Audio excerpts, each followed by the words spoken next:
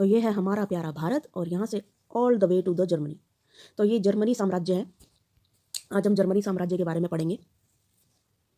यहाँ इसकी राजधानी है बर्लिन और बेसिकली हमें वाइमर साम्राज्य के बारे में पढ़ना है, वाइमर रिपब्लिक के बारे में। इसकी पूरी स्टोरी अब मैं बताऊंगी। हेलो स्टूडेंट्स, आज हम नाजिज़्म के बारे में पढ़ेंगे कि नाजीवाद क्या था और हिटलर के बारे में जानेंगे थोड़ा सा। तो देखो, फर्स्ट वर्ल्ड वॉर जो हुई थी वो 1914 से 1918 तक चली थी। ठीक है, तो सभी बच्चे इन डेट्स को याद कर लीजिए। फर्स्ट वर्ल्ड वॉर के बारे में आगे आप 10th क्लास में भी पढ़ेंगे, 11th में भी पढ़ेंगे, 12th में भी पढ़ेंगे और जीवन भर, मतलब ये जो है आपको हमेशा के लिए ये डेट्स याद रखनी है। फर्स्ट वर्ल्ड वॉर की 1914 से लेकर 1918 तक, और सेकंड वर्ल्ड वॉर की जो डेट थी, मैं इसका कलर चेंज कर लेती हूँ। सेकेंड वर्ल्ड वॉर की जो डेट थी वो थी 1939 से लेकर 1945 तक। तो ये जो डेट्स हैं ये आपको याद रखनी है। ये फर्स्ट वर्ल्ड वॉर की है, ये सेकंड वर्ल्ड वॉर की है। ठीक है, तो इसी के बीच की अब हम कहानी पढ़ने जा रहे हैं कि सेकंड वर्ल्ड वॉर आखिर हुआ क्यों था। तो देखो, फर्स्ट वर्ल्ड वॉर में जो अलाइज थे वो, तो फर्स्ट वर्ल्ड वॉर में दो ग्रुप्स में जो है यूरोप बटा हुआ था। एक तरफ जर्मनी था और ऑस्ट्रियन एम्पायर था और ऑटोमन एम्पायर था। ऑटोमन, जिसे आज तुर्की के नाम से जाना जाता है, टर्की। ठीक है, तो एक तरफ ये तीन देश थे और एक तरफ थे फ्रांस, इंग्लैंड, अमेरिका और रशिया। अमेरिका बहुत बाद में 1917 में जाकर आया था। फिलहाल तो ये तीनों लड़ रहे थे, फ्रांस, इंग्लैंड और रशिया। ठीक है, और फिर 1917 में अमेरिका भी इनकी तरफ से शामिल हो गया। इन दोनों को जो ये दोनों ग्रुप्स हैं, फर्स्ट वर्ल्ड वॉर का बिल्कुल पता नहीं था कि मतलब ये इतना लंबा खिंच जाएगा। ये चला था 1914 से लेकर 1918 तक, और दोनों ही तरफ के मतलब काफ़ी ज़्यादा नुकसान हो गया था, और पैसों का भी नुकसान हो गया था, प्लस टाइम का भी, प्लस और तो और अपने सैनिकों का भी नुकसान हो रहा था। ठीक है, तो जब एंड में अमेरिका, जब 1917 में इसने जो है ये फ्रांस और इंग्लैंड और रशिया का ग्रुप ज्वाइन किया था, तो फिर जब अमेरिका ने ज्वाइन किया तो ऑब्वियस सी बात है जो जीत हुई तो इसी ग्रुप की हुई। ठीक है, और ये सारा ग्रुप जो था हार गया था, जिसमें ऑटोमन एम्पायर टर्की हार गया था, ऑस्ट्रिया हार गया था और जर्मनी हार गया था। अब हम जर्मनी की कहानी पढ़ेंगे कि हारने के बाद जर्मनी ने क्या किया। अब हारने के बाद फ्रांस में एक ट्रिटी ऑफ वर्साई हुई थी, मतलब एक वर्साई की संधि हुई थी। इसके अंदर जो है ये जर्मनी, ऑटोमन एम्पायर, इन सबको बुलाया गया था जो लोग हार गए थे। ठीक है, तो उन सबको बुलाया गया, तो जर्मनी जो था ना उससे विशेष तरीके का मतलब बुरा व्यवहार किया गया था फ्रांस के लोगों ने और प्लस फ्रांस ने। तो क्योंकि फ्रांस के अंदर ही संधि हो रही थी वर्साई नाम की जगह पे, इसलिए इसे ये वर्साई की संधि बोलते हैं। ठीक है, तो यहाँ पर क्या हुआ था कि जर्मनी के जो नेता थे उनका स्वागत काले झंडों से किया गया था और लोग उनको बहुत बुरा भला बोल रहे थे। और साथ में मतलब पूरी जो जिम्मेदारी थी ना फर्स्ट वर्ल्ड वॉर की, पूरा जो ब्लेम था वो सारा का सारा जर्मनी के ऊपर थोप दिया गया कि तुम्हारी वजह से जो है हमने फर्स्ट वर्ल्ड वॉर लड़ी है। अब हम तुम्हारा जो है ना टुकड़े टुकड़े कर देंगे जर्मनी, और साथ में तुम्हें तुम्हारे ऊपर क्षतिपूर्ति लगाएंगे। क्षतिपूर्ति मतलब सारा का सारा जो इस लड़ाई का खर्चा है वो सारे के सारे देश जो जीते हैं वो अब तुमसे वसूलेंगे। ठीक है, तो जर्मनी के ऊपर इतना सारा कर्जा लाद दिया गया था कि वो चुका भी नहीं पा रहा था। तो अब हम यहाँ पे अपनी वर्कशीट को स्टार्ट करते हैं। प्रथम विश्व युद्ध के बाद जर्मनी, युद्ध का हर जाना वाइमर गणराज्य, ये जर्मनी का जो गणराज्य था उसको वाइमर गणराज्य के नाम से जाना जाता था, क्योंकि जर्मनी में एक सिटी थी वाइमर नाम की, वो उस इस नाम से जाना जाता था। ठीक है, तो वाइमर गणराज्य पर थोपने से जर्मनी के लोगों में पराजय का अपराध बोध था, मतलब उनके ऊपर सारा ब्लेम लगा दिया था। और जो जर्मनी की जनता थी अपने आप को मतलब एक तरीके से कह लो कि थोड़ा सा अपराध बोध था उनमें। ठीक है, और राष्ट्रीय अपमान के साथ हर्जाना चुकाने की वजह से आर्थिक स्तर पर भी जो जर्मनी था वो अपंग हो चुका था। वाइमर गणराज्य के हिमायतियों को नवंबर के अपराधी कहकर खुलेआम मजाक उड़ाया जाने लगा। नवंबर के अपराधी मतलब कि फर्स्ट वर्ल्ड वॉर में का जो एंड था वो नवंबर में जाके हुआ था, तो इसलिए नवंबर का अपराधी बोलते हैं इसको। ठीक है, इस मनोदशा की 30 के दशक के शुरुआती राजनीतिक घटनाक्रम पर गहरा असर पड़ा। अब समाज में सिपाहियों को आम नागरिकों के मुकाबले ज्यादा सम्मान दिया जाने लगा। राजनेता और प्रचारक इस बात पर जोर देने लगे कि पुरुषों को आक्रामक, ताकतवर और मर्दाना गुणों वाला होना चाहिए। सार्वजनिक जीवन में आक्रामक, फौजी प्रचार और राष्ट्रीय सम्मान व प्रतिष्ठा के सामने बाकी सारी चीजें कम महत्व की होनी चाहिए।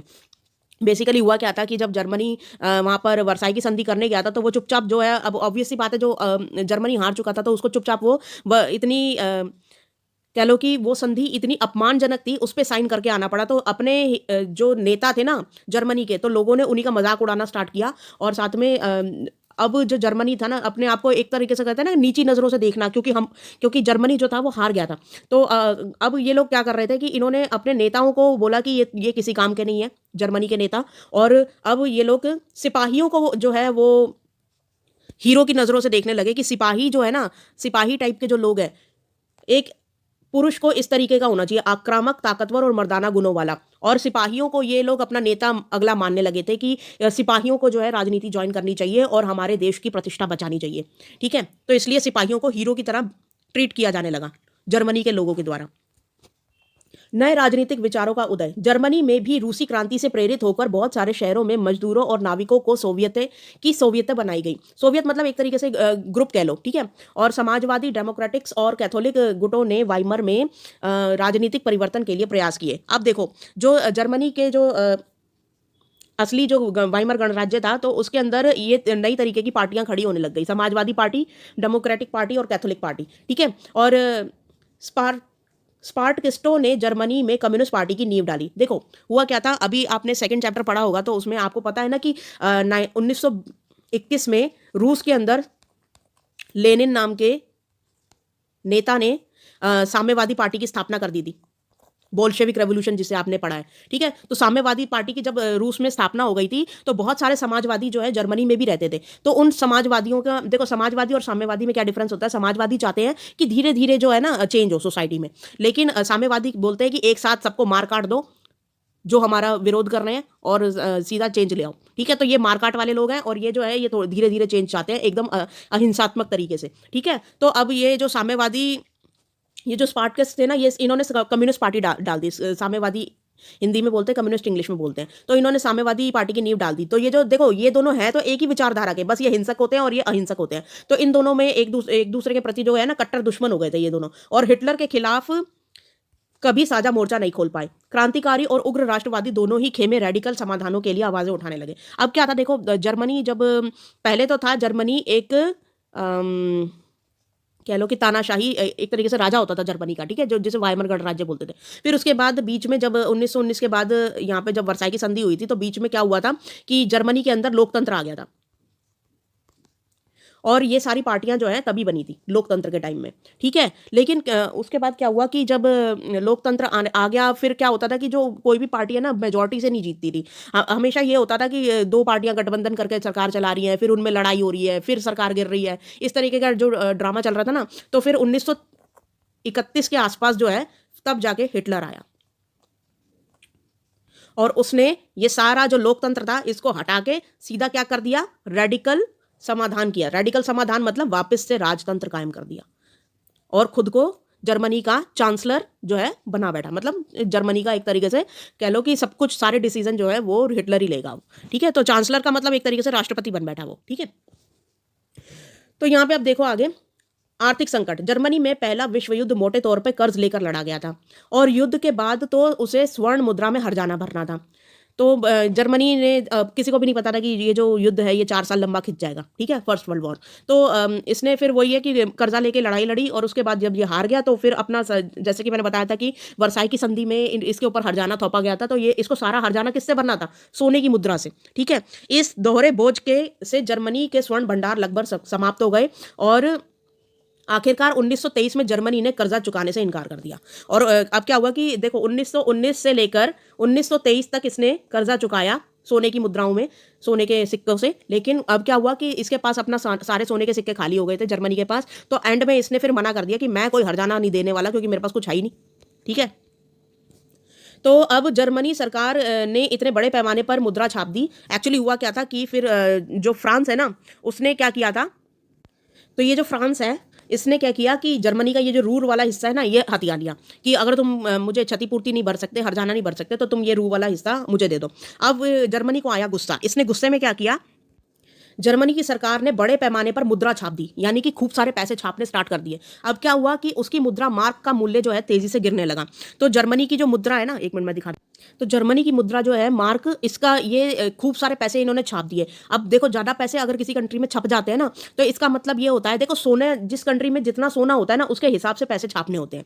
अगर तुमने सोना कम है और पैसे ज़्यादा छाप दिए ना, तो इसका मतलब ये हो जाएगा कि तुम्हारी जो ये जो पैसे की वैल्यू है ना, ये डॉलर के मुकाबले नीचे चली जाएगी। यानी कि तुम्हारी जो नोट का जो कीमत है ना डॉलर के मुकाबले, वो बहुत गिर गई है। और अब क्या हुआ कि ज़्यादा पैसे छापने की वजह से ना चीज़ें तो हो गई महंगी, और ये जो रुपया था ये हो गया सस्ता बहुत ज़्यादा। तो कि उसकी मुद्रा मार्क का मूल्य तेजी से नीचे गिरने लगा। दिसंबर 1923 तक $1 में खरबों मार्क मिलने लगे। जैसे जैसे मार्क की कीमत गिरती गई, जरूरी चीजों की कीमतें आसमान छूने लगी। इस संकट के बाद अति मुद्रास्फीति का नाम दिया गया, यानी कि हाइपर इन्फ्लेशन। जब कीमतें बेहिसाब बढ़ जाती हैं तो उस स्थिति में अति मुद्रास्फीति का नाम दिया जाता है। मुद्रास्फीति का मतलब होता है महंगाई का बढ़ जाना, और अति का मतलब तो आपको पता ही है, यानी कि इतनी ज्यादा महंगाई हो गई थी कि एक रोटी खरीदने के लिए लोग खरबों रुपए लेके जा रहे थे। आप ये सोच लो कि एक जो रोटी है ना, पाव रोटी, यानी कि एक ब्रेड खरीदने के लिए 10 लाख रुपए लोग लेकर जा रहे हैं। और वो भी किसमें, कोई अपनी कार में लेके जा रहा है, कोई अपने ट्रकों में भर भर के पैसे लेके जा रहा है। तो मतलब पैसे की वैल्यू एकदम ही गिर गई थी वहां पे, मार्क की वैल्यू। ठीक है, तो अब इस चीज से मतलब जर्मनी को बाहर निकालने के लिए देखो ये जो जर्मनी की जो वर्साई की जो संधि हुई थी ना 1919 में, इसमें देखो सबसे ज्यादा जो क्रूर डिसीजन था ये फ्रांस ने लिया था, क्योंकि फ्रांस को बहुत ज्यादा गुस्सा था जर्मनी के ऊपर, क्योंकि जर्मनी और फ्रांस एक दूसरे के कह लो दुश्मन थे। ठीक है, तो अब फ्रांस ने तो खूब जर्मनी के ऊपर इतने गलत गलत चीजें कर दी थी कि मतलब उसको सेना रखने से मना कर दिया था, उसके तेल के कुएं, सॉरी जर्मनी के कोयला और जर्मनी का जो लोहे का भंडार है वो सारा फ्रांस ने लूट लिया। तो अब क्या होता है कि जो बाकी जो देश थे ना, उनको ऐसा लग रहा था कि हमने जर्मनी के साथ कुछ ज्यादा ही कर दिया है। मतलब उस टाइम पे कुछ ऐसे देश थे जैसे कि इंग्लैंड था एक तो, और एक था अमेरिका। इन दोनों को ऐसा लग रहा था कि मतलब हमने जर्मनी के साथ कुछ ज्यादा ही क्रूरता कर दी है उस वर्साई की संधि में। तो अब यहाँ पे अमेरिका अपना दोस्ती का हाथ बढ़ाता है। जर्मनी को इस संकट से निकालने के लिए अमेरिकी सरकार ने हस्तक्षेप किया।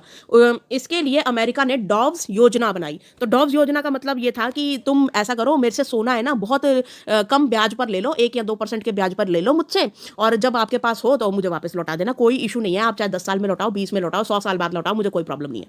ठीक है, तो इस योजना में जर्मनी ने आर्थिक संकट को दूर करने के लिए हर्जाने की शर्तों को दोबारा तय किया। अब यहाँ पे फिर से जर्मनी के पास जो है सोने के सिक्के आ गए थे अमेरिका से, तो उसने फिर से मतलब देना स्टार्ट कर दिया था अपना हर्जाना। जर्मनी में आर्थिक सुधार अमेरिका के लिए गए कर्जों पर आश्रित था। जब 1929 में अमेरिका के वॉल स्ट्रीट एक्सचेंज शेयर बाजार धराशायी हो गया, तो जर्मनी को मिल रही मदद और रातों रात बंद हो गई थी। अब क्या हुआ कि 1929 में क्या हुआ था कि अमेरिका के अंदर है ना आर्थिक मंदी आ गई थी। बेसिकली हुआ क्या था कि जितने भी शेयर बाजार था ना वो क्रैश हो गया था। बात ये थी, ये अमेरिका में जो शेयर बाजार है, शेयर बिजनेस से अमेरिका बहुत ज़्यादा कमाता है। और जब शेयर रातों रात शेयर के जब रेट गिरने लगे, तो वहाँ पे क्या हुआ कि वॉल स्ट्रीट एक्सचेंज जो थी वो धराशायी हो गई थी। और कुल मिला के अमेरिका जो था वो आर्थिक मंदी की चपेट में आ गया था। मतलब कुल मिला के उसके पास भी पैसे खत्म हो गए थे। अमेरिका भी एक तरीके से फकीर हो गया था उस टाइम पे। ठीक है, तो अब क्या हुआ कि यहाँ से जो मदद मिलनी थी, जो सोने के सिक्कों की मदद मिल रही थी अमेरिका से, वो भी बंद हो गई जर्मनी के लिए। तो अब देखो क्या होता है जर्मनी में। 1929 से 1932 की इस मंदी का सबसे बुरा प्रभाव जर्मनी की अर्थव्यवस्था पर पड़ा, और बेरोजगारी, अपराध, चारों तरफ गहरी हताशा का माहौल था। लोकतांत्रिक संसदीय व्यवस्था में लोगों का विश्वास खत्म हो गया। अब क्या हुआ था कि जर्मनी में ये जो लोकतंत्र चल रहा था ना, कि जो पार्टी जीतेगी मेजोरिटी से, वही उसी का जो नेता है वो जर्मनी को लीड करेगा, लोगों का विश्वास लोकतंत्र पर खत्म हो गया था बिल्कुल ही। ठीक है, और पूरे देश में राजनीतिक अस्थिरता और नेतृत्वहीनता का माहौल था। मतलब कोई भी उस टाइम पे ऐसा लीडर नहीं था जो खुद बोले कि भाई मैं जर्मनी को इन सब चीज़ों से, पंगों से निकाल लूंगा। लेकिन अब क्या था कि मतलब कोई भी ऐसा ढंग का नेता नहीं था। तो अब जो है ना हिटलर की एंट्री होती है यहाँ पे इसी टाइम पर हिटलर की एंट्री अब हम नेक्स्ट उसमें पढ़ेंगे वर्कशीट में। तो अब क्वेश्चन आंसर्स देख लेते हैं। फर्स्ट क्वेश्चन है, देखो लेक्चर